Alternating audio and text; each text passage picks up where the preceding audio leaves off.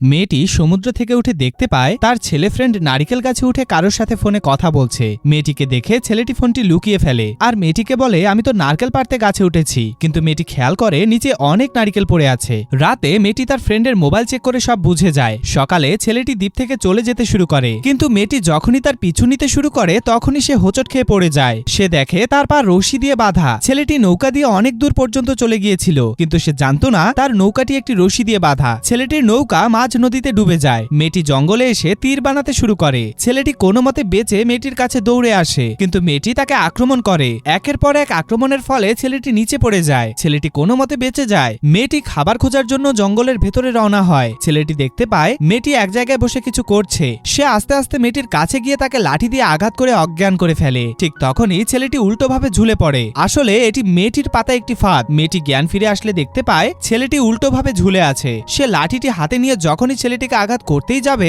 তার আগে কিছু আদিবাসী তাদের কাছে আসে। এটা দেখে মেয়েটি দৌড়াতে শুরু করে। ছেলেটি তাড়াতাড়ি করে লতাপাতার আড়ালে লুকিয়ে পড়ে। আদিবাসীর হাত থেকে বাঁচার জন্য তারা আবার এক হয়ে যায় আর মেয়েটি ছেলেটিকে মাফ করে দেয়।